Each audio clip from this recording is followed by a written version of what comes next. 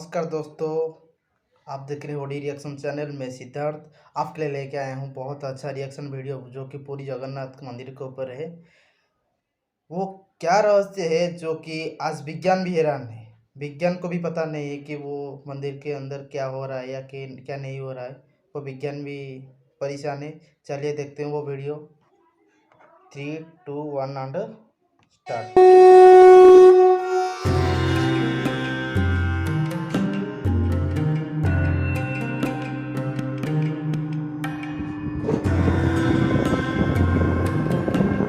हमारा देश भारत जो रहस्यों से भरा देश है। इस देश की सभ्यता जितनी पुरानी है, लगभग उतनी ही पुरानी यहाँ के मंदिर हैं। हजारों सालों से अपनी जगह पर खड़े मंदिर कई राज अपने अंदर छुपाए बैठे हैं। भारत में मौजूद कोई भी मंदिर ऐसा नहीं है जिससे जुड़ा कोई रहस्य वैज्ञानिकों या फिर आम आदमी की चर्चा का विषय ना हो।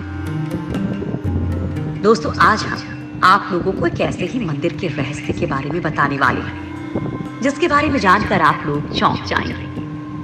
दरअसल दोस्तों, हिंदू धर्म में 4 धाम की यात्रा का बड़ा महत्व माना गया है। आज हम इन 4 धाम में से एक ओडिशा के समुद्र तट के किनारे बसे पुरी में मौजूद जगन्नाथ मंदिर से जुड़े रहस्य के बारे में बताने जा रहे हैं। ये मंदिर भगवान विष्णु के अवतार श्री कृष्ण को समर्पित है। हर साल यहाँ लाखों श्रद्धालुओं का जमावड़ा लगता है। 800 साल से भी ज्यादा पुराने इस पवित्र मंदिर के दर्शन करने के लिए देश विदेश से लोग आते हैं। आज हम आपको इस मंदिर से जुड़े ऐसे रोचक रहस्यों की जानकारी देने जा रहे हैं जिनकी सच्चाई के बारे में आज तक पता नहीं चल पाया है। मंदिर में नहीं सुनाई देती समुद्र की आवाज।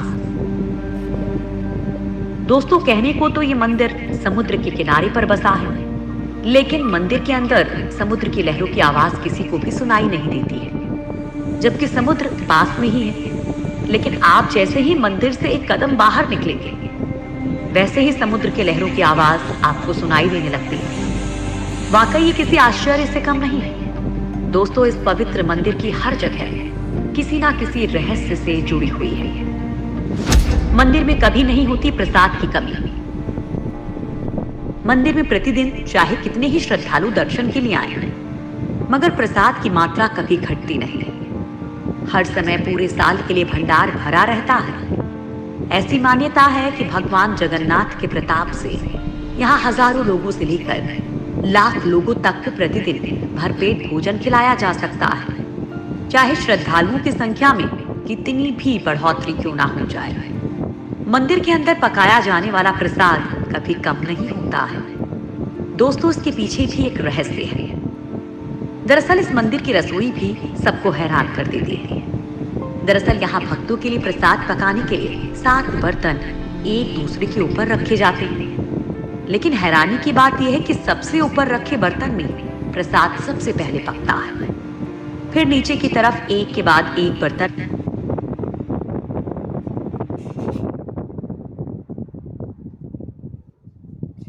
ये कैसा होता है भाई? मतलब 1, 2, 3, 4, 5, 6, 7 ऐसे करके बर्तन रखा जाता है, तो पहले वाला जो ऊपर वाला बर्तन पहले होता है। सच में भाई? मुझे तो नहीं पता। देखते हैं। में रखा प्रसाद पकता जाता है। इसके अलावा ये भी कहा जाता है कि यहाँ हर दिन बनने वाला प्रसाद भक्तों के बीच कभी कम नहीं पड़ता। चाहे 10-20 हजार लोग आए या लाखों लोग, सबको प्रसाद जरूर मिलता है।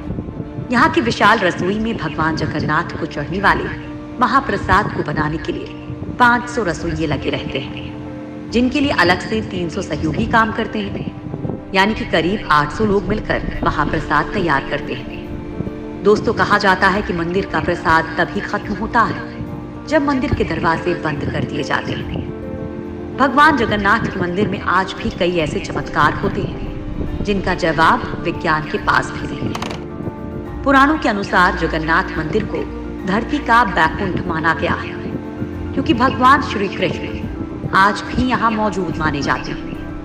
पुराने समय से यहाँ की सबर जनजाति के आराध्य देव हैं ये, और ऐसा कहा जाता है किसी वजह से यहाँ भगवान विष्णु का रूप अन्य मंदिरों की अपेक्षा थोड़ा अलग नजर आता है। रोज बदल जाता है मंदिर के शिखर का झंडा। हवा की उल्टी दिशा में उड़ता है मंदिर का झंडा।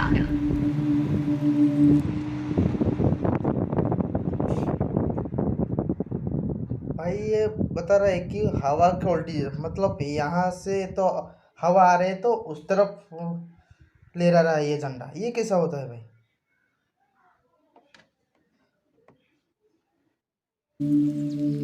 जगन्नाथ मंदिर का सबसे बड़ा रहस्य ये है कि इसके शिखर पर मौजूद झंडा हमेशा हवा की विपरीत दिशा में लहराता है। वैसे आमतौर पर दिन के समय हवा समुद्र से धरती की तरफ चलती है और शाम को धरती से समुद्र की तरफ। लेकिन आपको जानकर हैरानी होगी कि यहाँ ये प्रक्रिया उल्टी है। अब ऐसा क्यों है, ये रहस्य आज तक कोई नहीं जान पाया है। भारत में किसी भी मंदिर का ध्वज हर दिन नहीं बदला जाता है, लेकिन जगन्नाथ जी का मंदिर ही एकमात्र मंदिर है जिसका ध्वज हर दिन बदला जाता है। हर दिन एक पुजारी को ऊंचे गुम्बद पर चढ़कर ध्वज बदलना होता है। जगन्नाथ मंदिर की ऐसी मान्यता है कि अगर एक दिन भी ध्वज नहीं बदला गया तो मंदिर 18 सालों के लिए बंद हो जाएगा।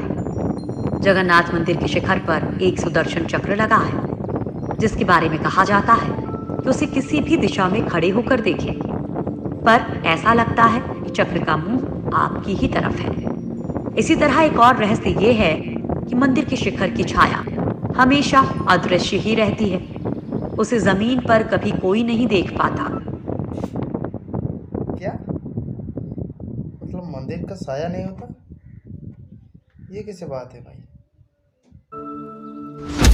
जगन्नाथ मंदिर के खजाने का रहस्य। क्या मंदिर के नीचे दबा है कोई खजाना? ऐसा माना जाता है कि मंदिर की जितनी ऊंचाई है ये उतना ही गहरा भी है। मंदिर का खजाना, जिनमें रुपए पैसे ही नहीं, रत्न और जवाहरात भरे हुए हैं। ओडिशा हाईकोर्ट के आदेश के बाद रत्न भंडार कक्ष में 2018 को कड़ी सुरक्षा के बीच 16 सदस्यों वाली एक टीम ने 34 साल के बाद यहां जांच के लिए आई थी। इस घटना के करीब 2 महीने बाद मंदिर के खजाने की चाबी के गायब होने की बात सामने आई थी, जो अब तक नहीं मिली है। खजाना देखकर लौटी टीम ने रत्न भंडार के रक्षक लोकनाथ की मूर्ति के पास शपथ ली थी कि वे रत्न भंडार से जुड़ी कोई भी बात किसी को नहीं बताएंगे। उनका काम सिर्फ ढांचे की मजबूती और सुरक्षा का मुआयना करना था। इस दौरान उन्हें खजाने वाले संदूक और रत्नों को छूने की इजाजत नहीं थी। भगवान जगन्नाथ के खजाने की विशालता को लेकर इसलिए भी अटकलें लगाई जा रही हैं क्योंकि इससे पहले 2011 में जगन्नाथपुरी के पास ही हिमार मठ से एक मजदूर एक चांदी का ईंट चुरा कर ले गया था, और इसके बाद एक ऐसा रहस्य उजागर हुआ जिसे देखकर प्रशासन की आंखें भी चौंधी आ गई थी। जांच में जब इस मठ के एक कमरे को खोला गया तो उसमें से 100 करोड़ से अधिक कीमत की चांदी की ईंटें मिली थी, और इसी वजह से अंदाजा लगाया जा रहा है कि मंदिर में खजाने का भंडार है। 7वीं सदी में हुआ था मंदिर का निर्माण। 3 बार टूट चुका है जगन्नाथ मंदिर। 1174 ईस्वी में अनंग भीमदेव ने दोबारा बनवाया था मंदिर। दरअसल ये पूरा मंदिर ही रहस्यों से घिरा हुआ है। इसके बनने के पीछे भी एक रहस्य जुड़ा हुआ है। कहा जाता है कि राजा इंद्रद्युम्न मालवा का राजा था। राजा इंद्रद्युम्न को सपने में जगन्नाथ के दर्शन हुए थे।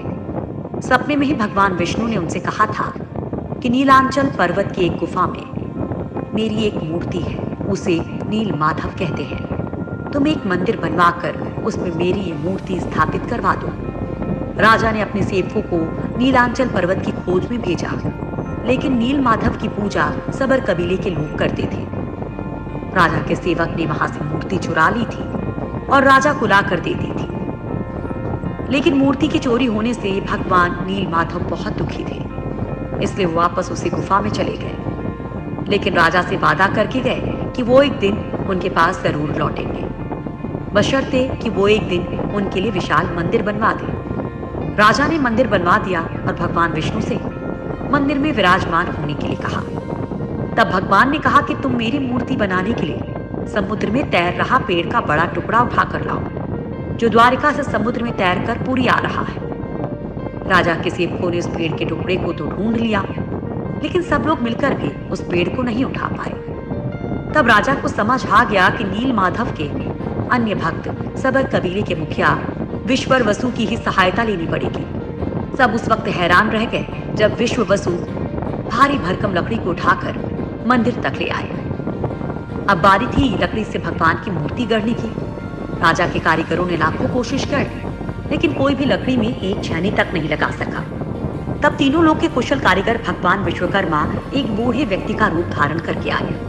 उन्होंने राजा को कहा कि वे नील माधव की मूर्ति बना सकते हैं, लेकिन साथ ही उन्होंने अपनी शर्त भी रखी कि वे 21 दिन में मूर्ति बनाएंगे और अकेले में बनाएंगे। उनकी शर्त मान ली गई, लेकिन एक दिन राजा इंद्रद्युम्न की रानी खुद को रोक नहीं पाई और रानी के कहने पर राजा ने कमरे का दरवाजा खोलने का आदेश दिया। जैसे ही कमरा खोला गया तो बूढ़ा व्यक्ति गायब था और उसमें 3 अधूरी मूर्तियां पड़ी मिली।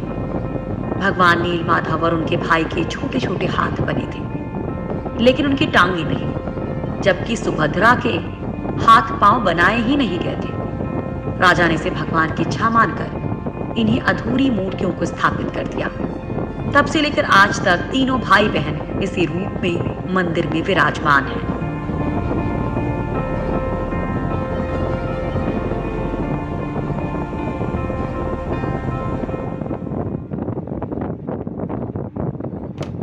तो यार भाई वीडियो हो गया है ख़त्म। इसी के साथ वीडियो कैसा लगा कमेंट में बताना भाई। मैं तो बाकी में मैं भी हैरान हूँ, विज्ञान तो क्या मैं पूरा हैरान हूँ भाई। मुझे तो पता नहीं है इसके बारे में भाई, सच हो तो कमेंट में ज़रूर बताना, ठीक है। उसके लिए रुकते हैं। नमस्कार, जय हिंद, जय भारत।